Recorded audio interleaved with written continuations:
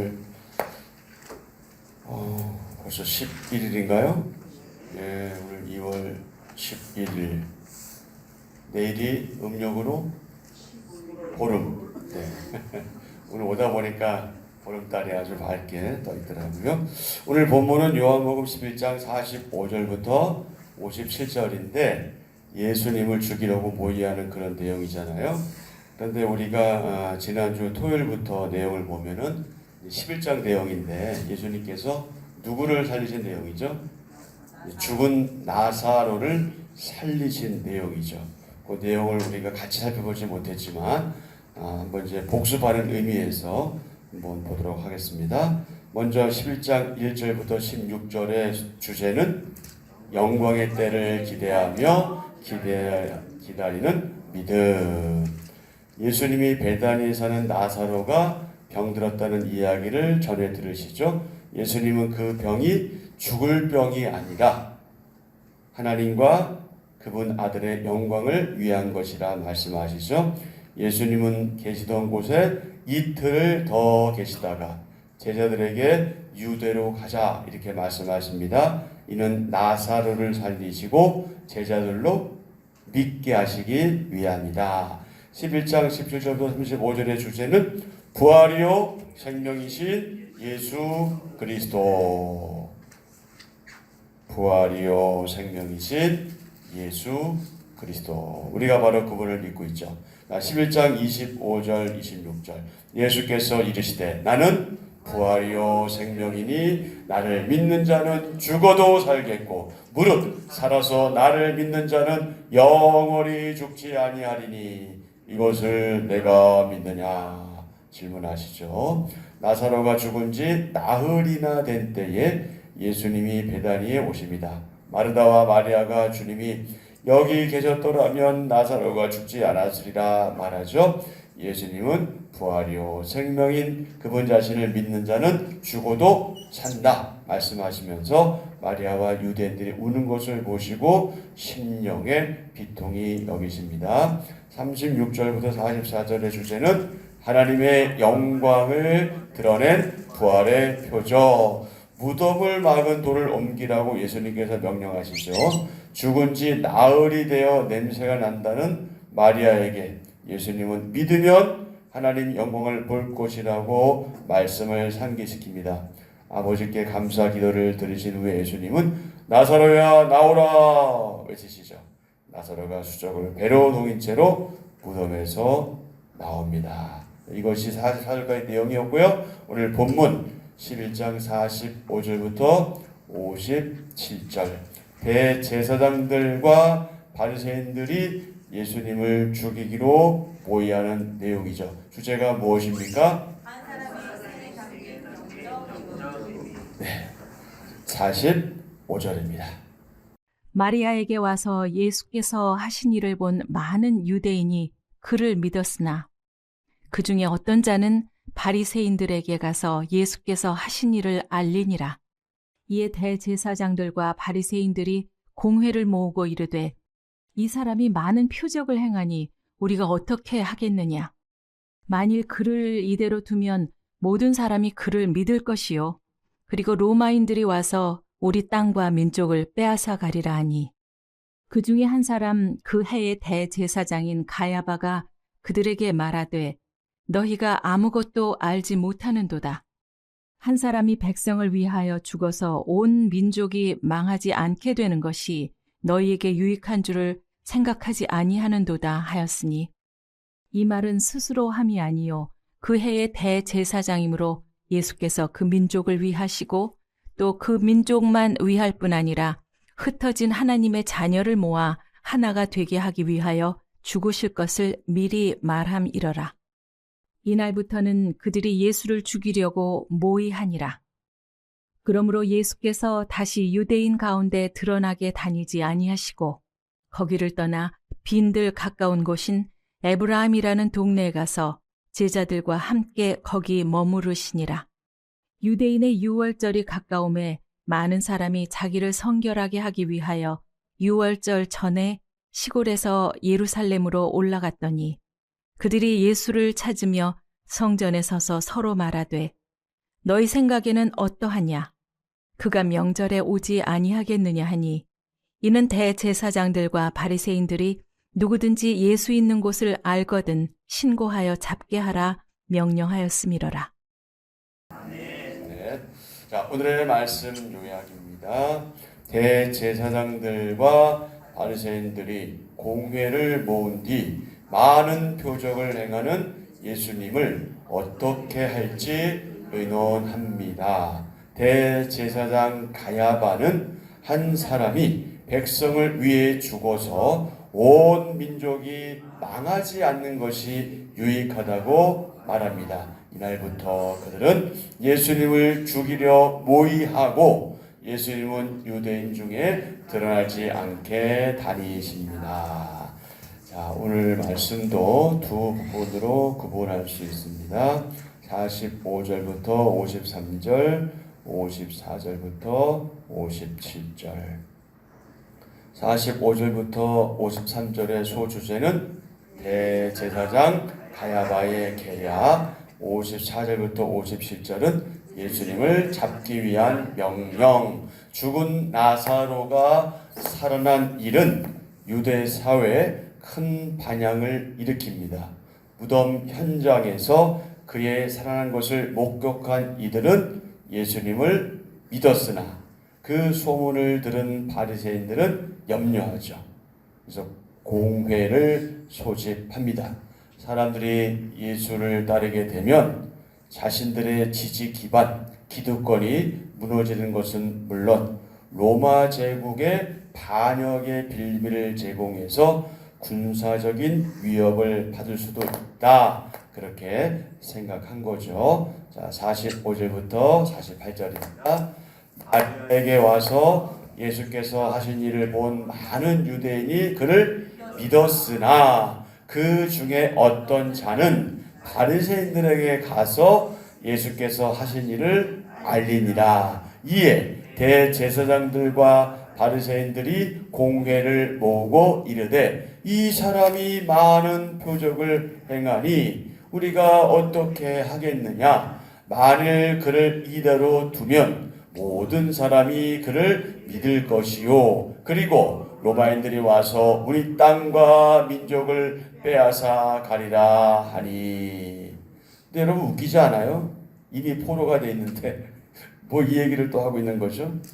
참 사람들이란 알 수가 없어요.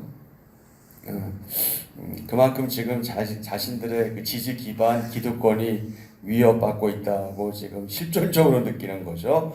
대제사장 가야바는 한 사람이 희생되고 민족 전체가 망하지 않는 것이 유익하다 이렇게 말하죠. 자, 49절부터 52절. 그 중에 한 사람 그 해의 대제사장인 가야바가 그들에게 말하되 너희가 아무것도 알지 못하는도다. 한 사람이 백성을 위하여 죽어서 온 민족이 망하지 않게 되는 것이 너희에게 유익한 줄을 생각하지 아니하는도다 하였으니 이 말은 스스로 함이 아니요 그 해의 대제사장이므로 예수께서 그 민족을 위하시고 또 그 민족만 위할 뿐 아니라 흩어진 하나님의 자녀를 모아 하나가 되게 하기 위하여 죽으실 것을 미리 말함이러라. 스스로 함이 아니요. 이날부터 그들이 예수를 죽이기로 모의했다. 그날부터 공회 사람들은 예수님을 죽이려고 모의합니다.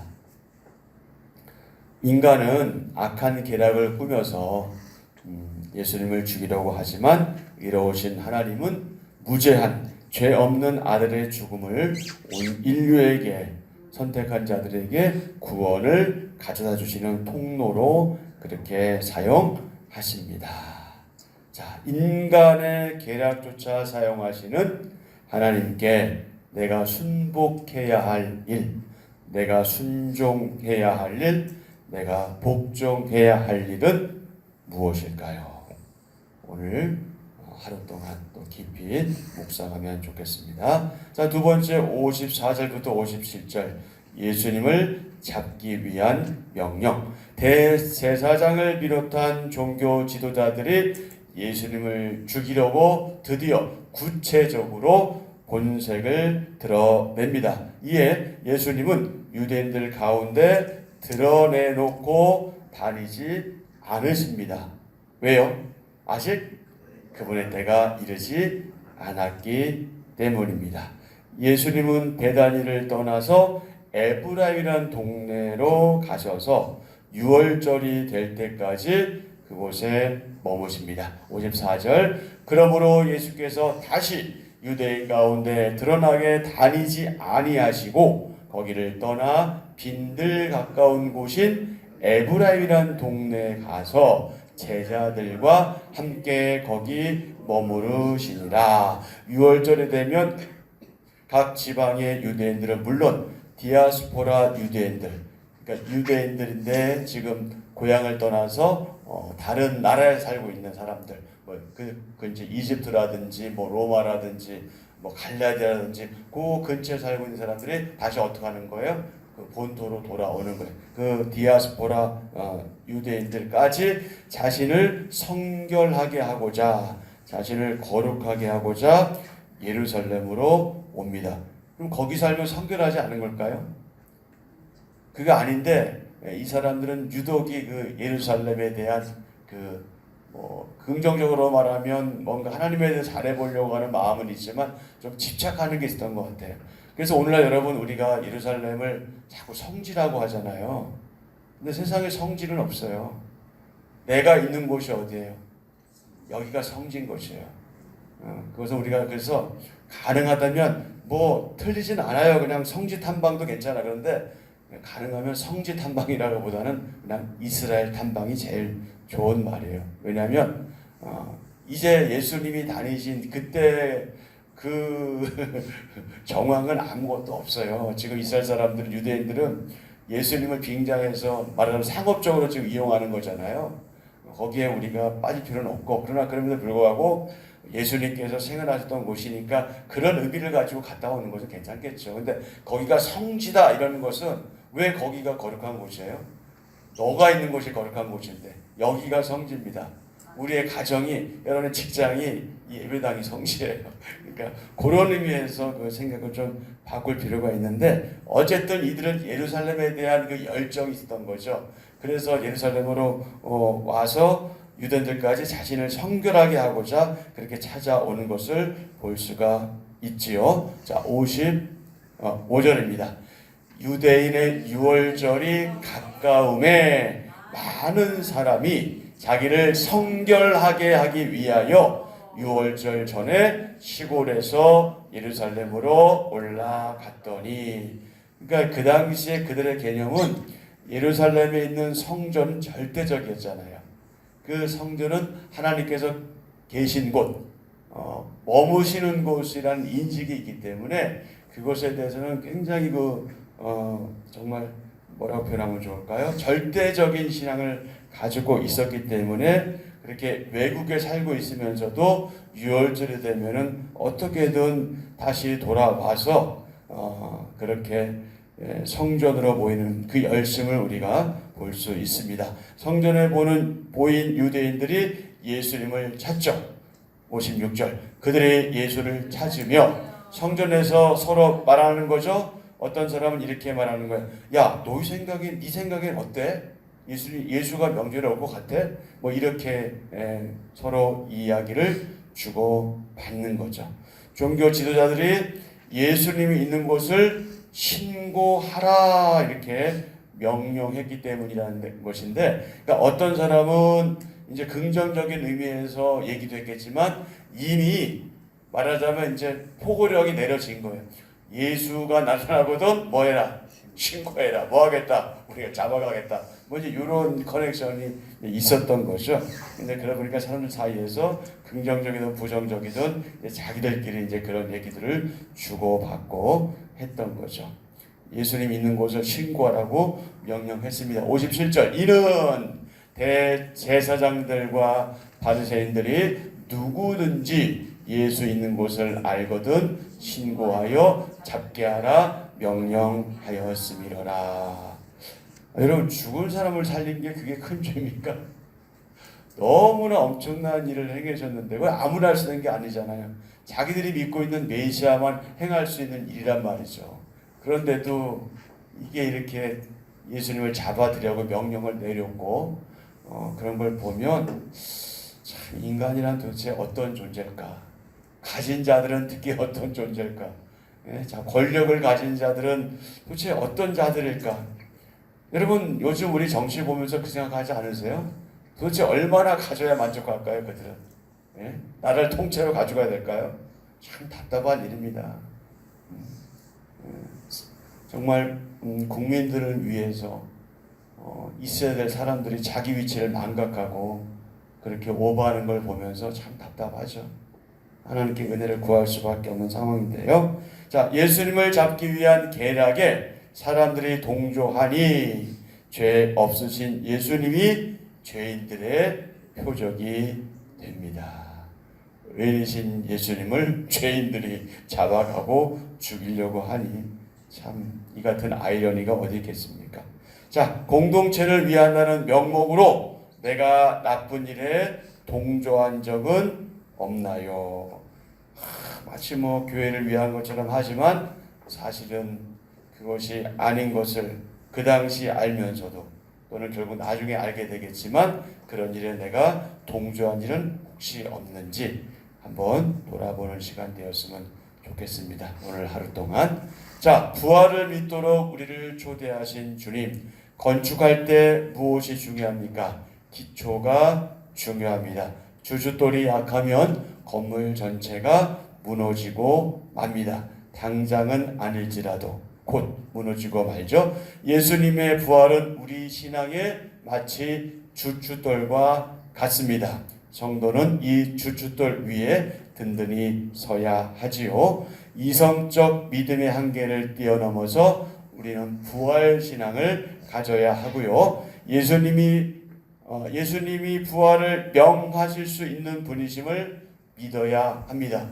오늘 11장 우리가 살펴보진 않았지만 이미 나사로 사건을 통해서 우리는 그것을 분명히 믿을 수 있습니다. 예수님이 부활을 명하실 수 있는 분이심을 믿어야 하고요. 기적을 원하기보다는 어떤 신앙을 가져야 할까요? 부활 신앙을 가져야 합니다. 신앙의 기초는 부활을 믿는 것이죠. 이 믿음의 기초 위에 든든히 서서 부활과 영생의 영광을 날마다 경험하는 그야말로 진짜 기적의 삶을 살아가는 저와 여러분 되었으면 좋겠습니다. 자, 한 절 묵상입니다. 자신을 부인하지 않으면 진리를 부인하게 됩니다. 나사로의 부활은 예수님이 생명의 주권자이심을 계시한 사건입니다. 또한 부활이 없다라고 하는 사두개파의 주장이 틀렸음을 증명하는 사건입니다. 그러나 종교 지도자들은 잘못과 오류를 인정하지 않고 오히려 자신들의 지위를 지키기 위해 예수님을 죽이려고 계획합니다. 잘못을 덮기 위해 더 큰 악을 행하는 자에게는 하나님의 진노가 기다립니다. 자기를 부인할 때 예수님의 주권을 인정하게 됩니다. 아멘. 자, 오늘의 기도 함께 드립니다. 주님, 부활의 기적이 믿는 자에게는 생명이 되지만 믿음이 없는 자에게는 기득권에 대한 위협이 될 뿐임을 봅니다. 자신의 유익을 위해 다른 일을 헤아려는 탐욕의 마음을 회개합니다. 죽음으로써 사람을 살리고 하나 되게 하시는 주님의 사랑을 가진 자가 되게 하소서. 예수님의 이름으로 기도합니다. 아멘. 네, 오늘 주신 말씀을 기억하시면서 기도하시고요. 우리가 늘 지금 기도하고 있지만 이 나라 특별히 정치를 위해서 기도해 주시고 하나님께서 좀 모든 좀 잘못된 것들을 바로잡아 주시고 정의와 공의가 이 땅에 실현될 수 있도록 이 땅 고쳐주시길 위해서 여러분 좀 간절하게 기도 부탁드리겠습니다. 그리고 우리 지체들 가운데 좀 환우들이 많이 있는데 그래도 또 좋아지는 분들도 있으니 우리가 할 일은 하나님께 내어 맡기고 기도할 뿐입니다. 하나님의 은혜를 구하면서 기도했으면 좋겠습니다. 신장놀이 내일 사모님 내일 타운 한다고? 오늘 태원. 예. 신당님은 다 감사하게 오늘 또 퇴원 하는 걸로 어제 들었고요. 그리고 원수장 원사님도 퇴원하셔서 지금 댁에 계시고 홍복수 집사님 또 누굽니까 유순식 원사님도 퇴원해서 통원 중에 있습니다. 그 외에 또 여러 환우들이 있습니다. 공개적으로 기도 제목을 내신 분도 있고 그냥 그러지 않으신 분도 있는데 공개적으로 기도 제목 내지 않으시면 아실 분들 아시잖아요. 아주 작은 감기부터 우리 지들 가운데 다시 암이 재발하신 분들도 있어요. 우리 기도해야 되겠습니다. 하나님께 내어 맡기고 기도하시고 또 우리 교회를 위해서 또 기도하시고요. 여러분 기도 제목 먹고 기도하시고 이렇게 오늘 하루 시작하셨으면 좋겠습니다.